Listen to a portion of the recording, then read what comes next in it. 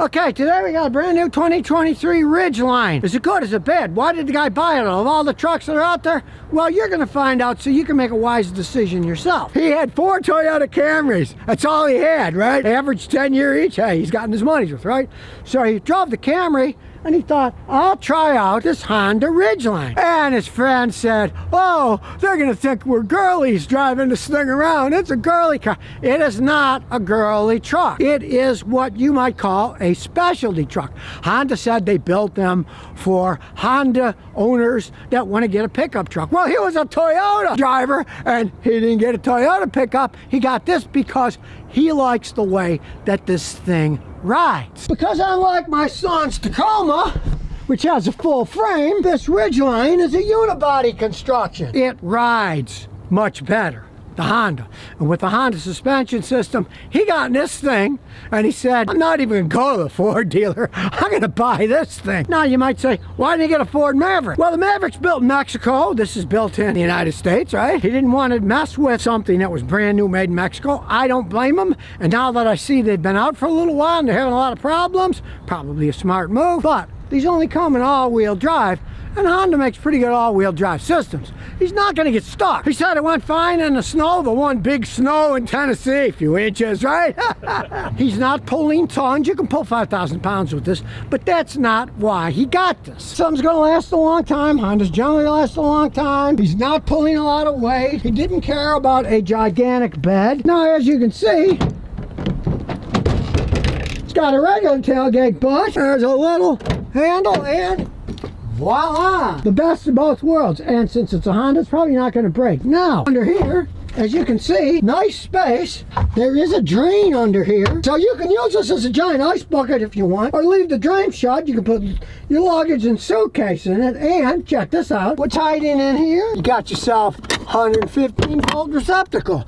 One guy uses a TV here, has tailgate parties, and watch this. There's speakers hiding in here. Check it out. Well, what do they think of next? Now, when you look at it, you think, oh, that's all plastic, but I don't know, the sound goes through it. It sounds really good. So, typical Japanese fashion, Honda keeps improving these things. Now, they're not like Ford, Ram, everybody else. Oh, every few years we got to refresh it, we got to change it. No. They really don't do that. But see, Honda's not competing with Ram, Chevy in the pickup wars. They know it. They generally sell around 40,000 of these every year, like clockwork, right? Because people buy them, they want a particular truck like this, they're totally happy with it. He wants a nice ride. He doesn't want a full frame that doesn't ride as nice. And he didn't want a chance at Maverick. I don't blame him. He made a wise decision. The Maverick, all the problems those things are having, got a very reliable V6 Honda engine, the 3.5 liter. It does have that stupid stop-start feature. So he watches my videos. Every time he starts it, he pushes turn off the start-stop. So it doesn't. He drives this thing for Uber. He doesn't want the annoyance, and he knows that's going to wear your engine out faster. It's just a gimmick people are throwing in. At least Honda's got the button. You push it every time, and voila, that's his habit. Get in, start truck, push button, and then he didn't have to think about it anymore. If you own one, I advise doing that. The only downside, as you can see here with the plastic covers, is it does have a rubber timing belt. So he's supposed to change every 100,000 miles. He usually keeps his vehicles 100,000 miles, and you want the absolute truth about it. I worked on the original Hondas that had the 2-cylinder motorcycle engine, right? I've seen these things with 200,000 miles on them. The timing belt was never touched, and they still ran perfectly fine. That's a gamble you'd have to take because they are interference engines.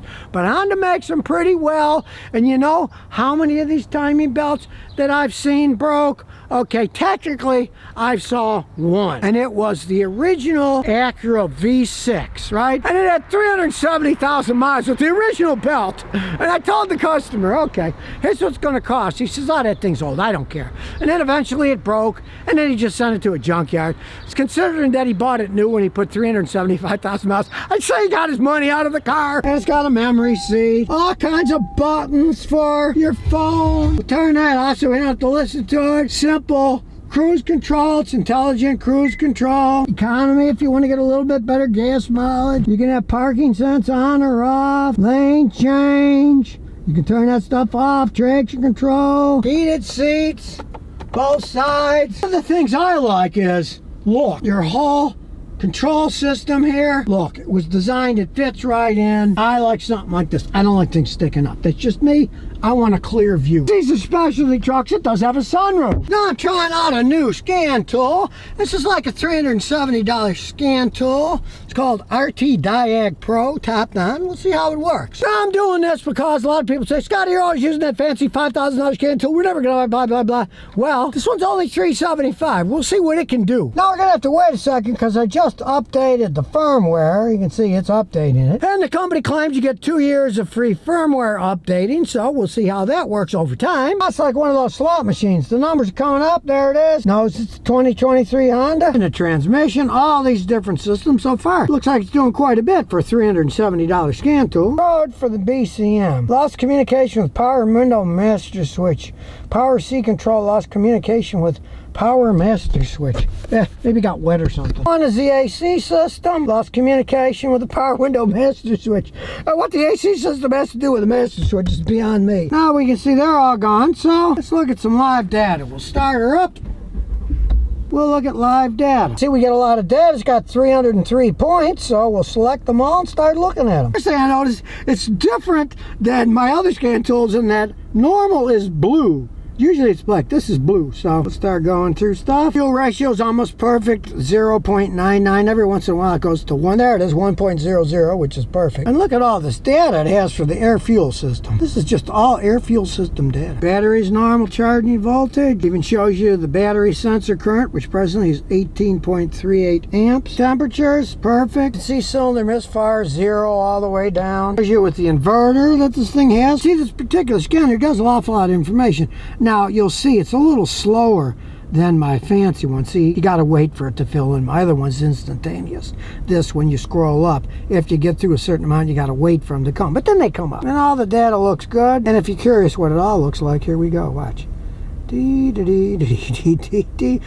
there's 320 of these babies. As we're here checking it out, look at all the services it can do. Air, fuel reset, brake reset, oil reset, SAS reset, battery reset when you change your battery if you got a car that needs it, bleeding the ABS system, resetting your tire pressure monitoring system, electronic throttle relearn, and more and more and more. Gear learn, intelligent cruise control system, all the way down to Windows calibration or tire reset if you change the size of your tire. So I gotta say, for $370 or so, this looks like a pretty good scan tool so far. Stay tuned, we'll see how it goes over the years. Well, I was talking to the owner, I figured out what happened. Well, I had this call for the switch. He drives Uber and there was a wreck on the highway outside of Nashville, and he got out of the car, forgetting that he had left in drive. And when he opened up the door, the engine turned itself off. And he thought, what did I do? I ruined my new truck, right? Well, it's a safety thing. So you can't have it in gear and it'll be driving away when you got the door open. I've reset it. Odds are it's not going to come back unless I'm dumb enough to leave it driving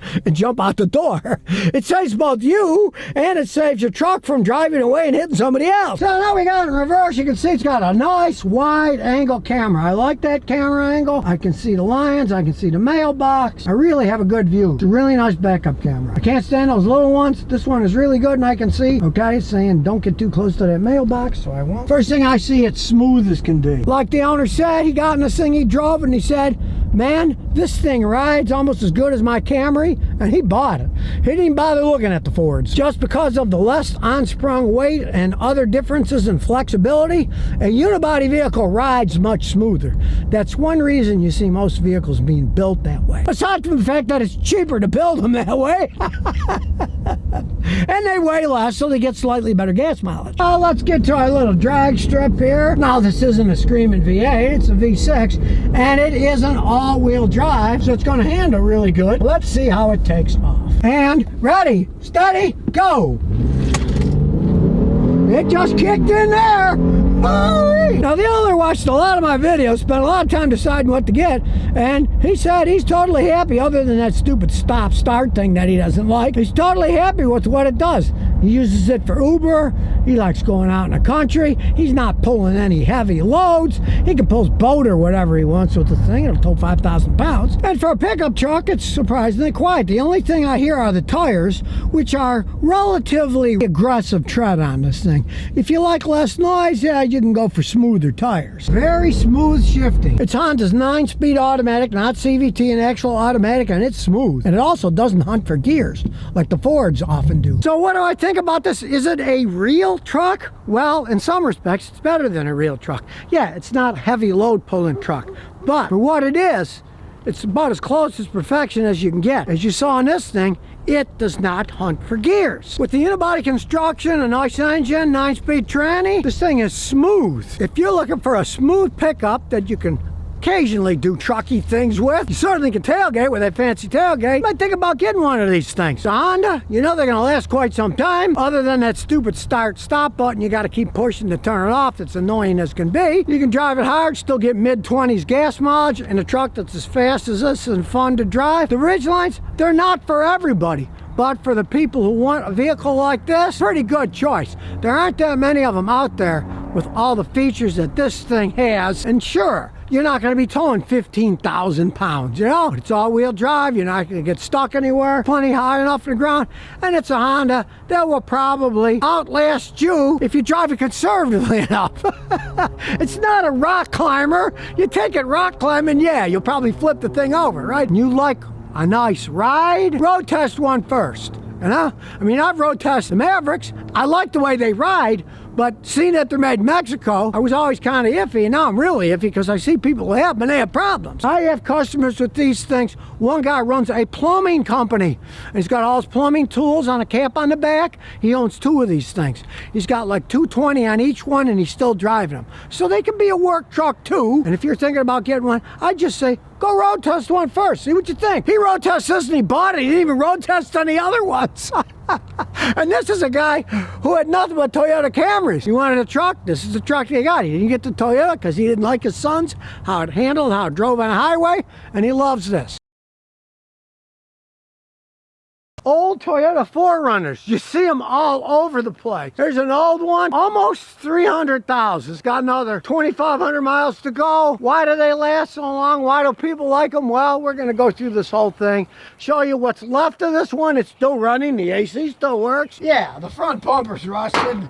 The previous owner tore some of the front off, but it still runs because this one's a 98. As you can see, it's made in Japan. They're still making them in Japan, and they're making them solid. Now they call them SUVs, but as you can see, they're really trucks. Because unlike modern SUVs, these babies have full frames.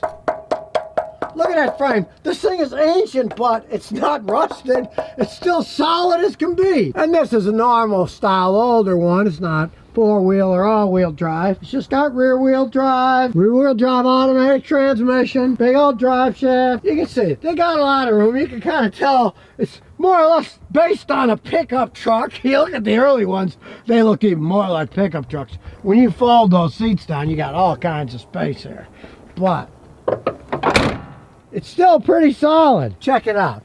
It's a 98. Look at the seats. They're not even torn, and they're the original seats. That's kind of amazing. Now, you can see there's a tiny rip here and it's sagging, but hey, all those miles that are held up like that, and of course, it's got one of these steering wheel covers because the steering wheel faded, but I mean, hey, what do you want? And yeah, the paint's faded too. Start her up. It's a Toyota. It starts right up. It's still relatively quiet. These V6 engines can last an awful long time. Now, it is an old design. It's got a rubber tire belt you gotta change every once in a while. And it's a Toyota. The AC still works. Now, recently, he did have to replace the radiator. I mean, it is made out of plastic, so he got almost 300,000 miles out of the original one. He had it done at his uncle's shop.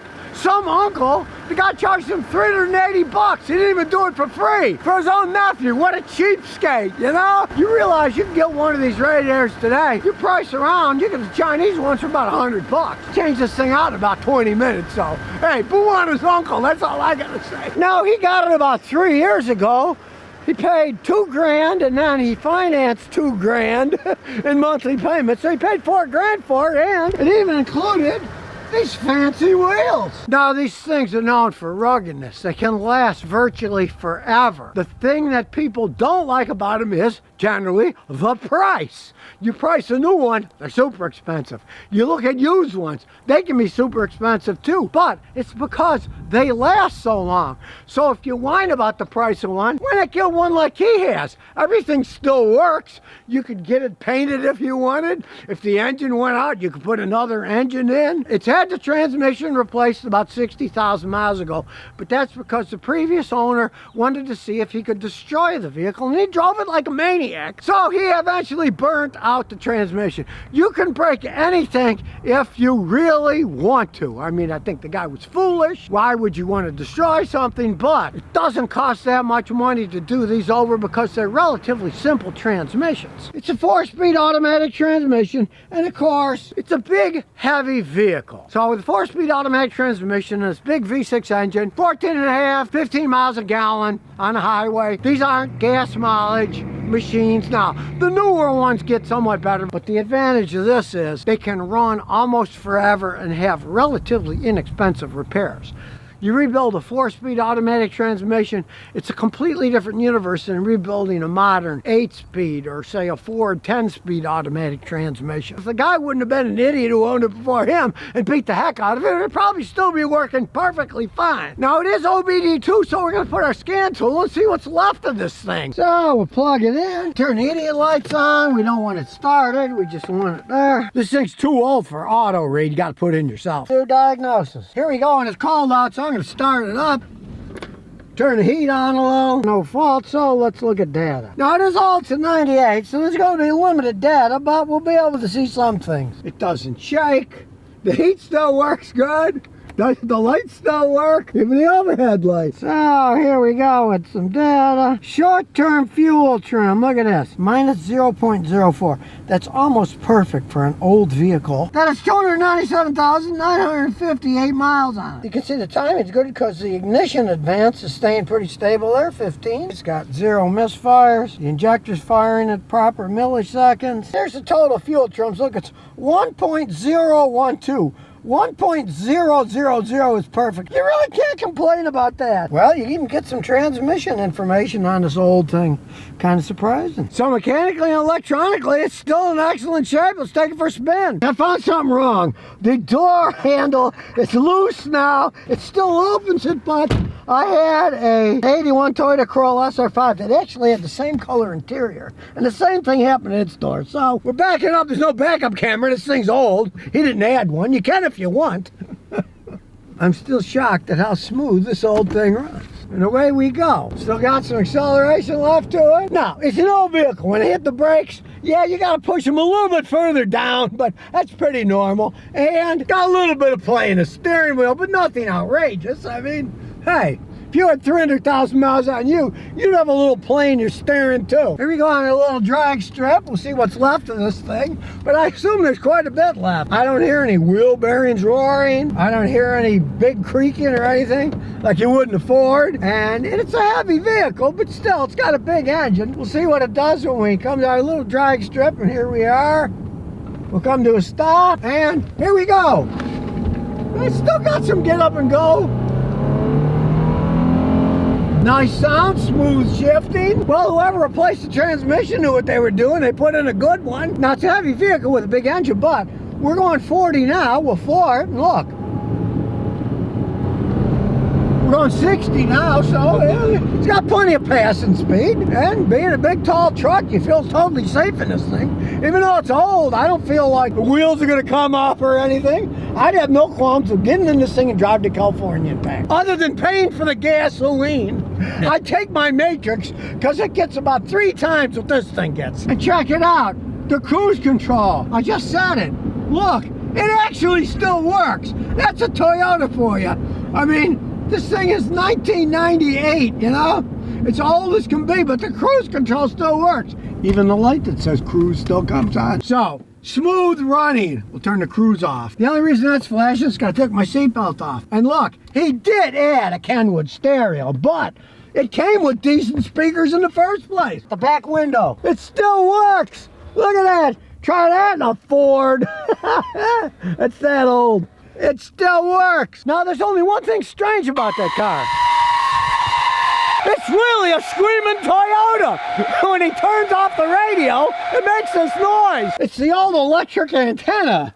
There's a motor here, and the old electric antenna's broken. It's supposed to go up and down, but it's screaming. So we solved the mystery of the screaming Toyota. It was just the stupid electric antenna. They used to have where they went up and down because, oh my God, it's so unsightly having an antenna in your car. You want to hide it when you're not using it, right? And of course, people were always breaking them off and stuff. It's just kind of annoying now. Nobody cares. We all use the modern ones like this where it's just built in. I even took the antenna off and used to hit trees, but the new ones, they don't even need them. Like, and the Tacoma here, that doesn't even have it. It was always made that way. So as we close this case, might have a few faded spots on the front bumper. Is rusted away. They replaced the back bumper, but let's face the facts. How many vehicles are you going to find like this that have 300,000 miles, that were made in 1998, that still run like clocks? That's why they get so much money for them. That's why people are always looking for them. And of course, the big deal about this one is, as you can see from the sticker, he may be from Georgia, but that's a Texas inspection sticker, so it came from Texas. Hence, no big rust on anything. Not that they rusted in these years anyways. That wasn't the problem the 4Runners had. And the owner just told me, you can't blame this on Toyota. He didn't like the front on it, he changed it off, and he just bought that on eBay and bolted it on. He didn't bother having it chrome plated or painted. He bought it that way. So I would assume if he would have left it alone, it would have looked like the back one that's still shining. And as you might well guess, these are not the original headlights, but hey, let me tell you, there's so many aftermarket parts for these things that you can get inexpensively. You can get all kinds of parts for these things dirt cheap. If you don't go super cheap like he did and get a rusty bumper, you can buy brand new parts for it relatively cheaply. So if you're whining about the price of late model 4Runners, maybe take a delve in the past like he did. It's a 2008 Toyota Tundra. They'll go from generally $12,000 to $21,000. This guy got it for less than $1,000. He paid $900. And yes, it's the whole truck. It isn't like one side smashed in. As you can see, the other side is perfectly fine. The only thing that really broke was, after he got it, he broke the plastic handle on it. So now he opens the hatch by hand. He's going to get a handle for it, but he opens it by hand and locks it by hand now. It is 4-wheel drive. Got the fender flares.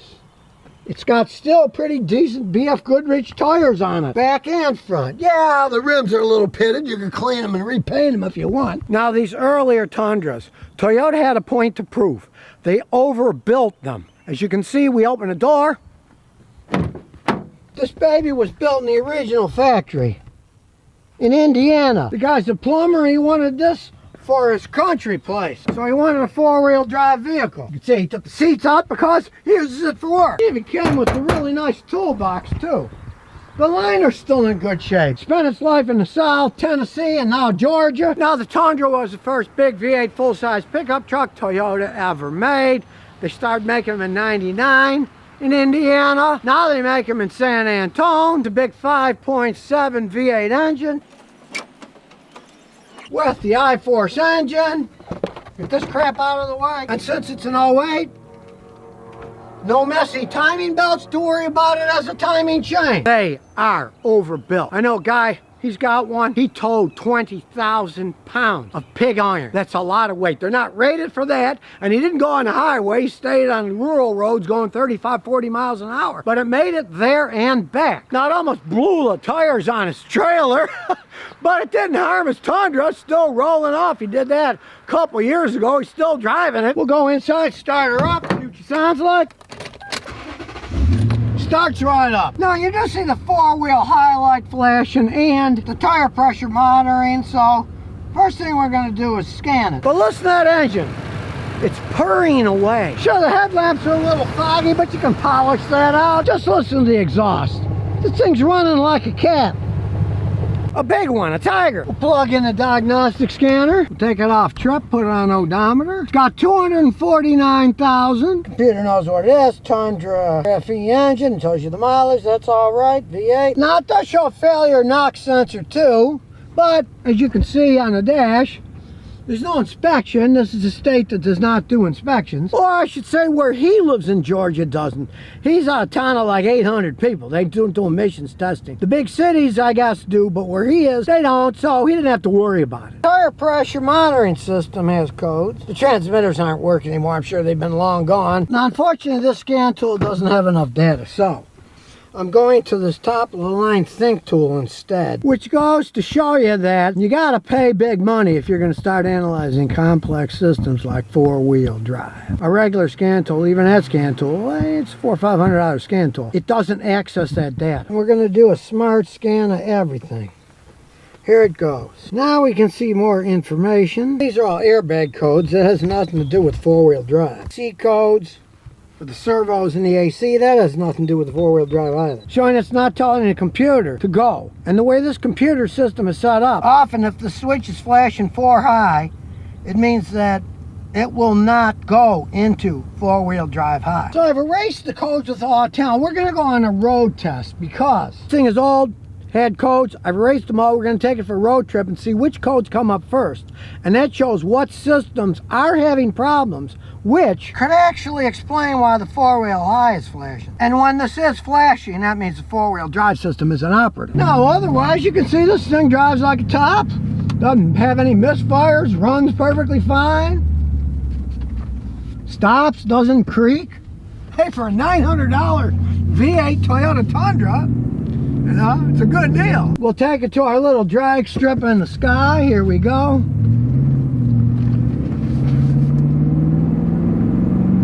And that'll also tell us something. Today it's going to actually serve a practical purpose. We'll hurry up here before somebody gets behind us. Nobody's behind us now, so we'll stop and we'll take off. You can hear those tires spin. Well, that shows we're only in rear-wheel drive. Like I said, the four-wheel drive is inoperative because the front tires didn't do anything, the back one squealed. But other than only operating two-wheel drive, hey, takes off. Kind of scary. Now, if you ever mess around with these or any car today, you take it for a little trip, then you shut it off for a few minutes and start it again, because a lot of codes will not trip if you just take one trip. They won't show. You got to shut it off, start it up again, and drive some more, so it sees it's on the second trip. And a lot of the codes will then trip the second time around after you reset them. Shut it off and let it sit a little while here. Now, other than the four-wheel drive system not working, hey, this thing runs like a scalded ape. Now, you can see from the sensors we're getting weird data. It's saying that the number 4 tire was minus 50 degrees Celsius, while the others are 22, 23, which is what they're supposed to be. And that the number 4 tire pressure is 100 kPa, that's instead of P, and the others are 449.35. So the computer's getting weird data. Now we'll check the tires to make sure it's not a mistake. I'm sure it's a mistake and the computer reading system is screwed up, but we'll check the tire pressures because it says one has so much lower pressure. Now that 449 is like 62 psi per square inch, so I doubt if he's got that, and 100 would be only 14 psi. So let's get a gauge out here. Well, it looks like the readings are squirrely because the left front is 39 psi, and the left rear is 58. The right rear, check that, that's 54. We'll see what the right front is. That's 52. Well, one, the tire pressure's all wrong. But the reading that the computers get is squirrely all over the place. It thinks the tire pressures are super low on one and it is high on the others. Now, just for giggles, I'm sure it won't fix anything. I'll put it to a normal tire pressure. As you can see, the suggested is 30 psi cold. Well, they're hot now, so we'll make them all 33 psi now.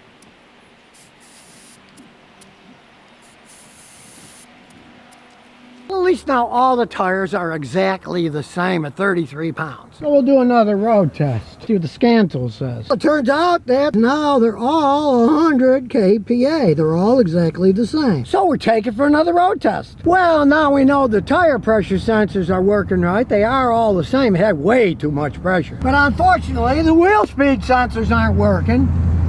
So it's still flashing because it knows the pressure, but it has no idea what the wheel speeds are. And the four-wheel drive system needs to know the wheel speeds, which it doesn't know. It's not going to turn it on. It's a problem with computer stuff. Four-wheel drive, you had a lever to mechanically shift it in. This is all done electronic. You got a problem in the electronic system, it will not go into four-wheel drive. So as it stands, the transmission shifts perfectly fine, but it doesn't have four-wheel drive now. Now at least we have the right tire pressure, but if you look at the data, now it's showing that all the tires are different temperatures. It says 25 on 1, that makes sense, because it's Celsius. It says 24 on 2, but it says minus 50 on 3, and minus 50 on 4. Well, it's not minus 50 degrees Celsius, so the system's breaking down. It would probably need new sensors for the TPMS to work, but since it's not getting the data for the rotational speed, it won't let it go into four-wheel drive. See, as we're moving here, it doesn't show the speed. It doesn't show that we're moving. And it should. So there you have it, a smooth running V8 Tundra for $900. Unfortunately, it's not four-wheel drive anymore. You could spend a lot of time and money messing with the electronics. Runs perfect the way it is. Unfortunately, like I said earlier, the old style ones were mechanical. You'd put it into four-wheel high, four-wheel low, pretty much bulletproof. The real old Toyotas that I worked on when they had trucks with the big old straight six-cylinder engine in them, they had mechanical four-wheel drives and they never broke. They were bulletproof. Electronic stuff, you know it's gonna break. Such a beautiful looking and running truck for 900 bucks. Hey, I'd take it. So if you never want to miss another one of my new car repair videos, remember to ring that bell.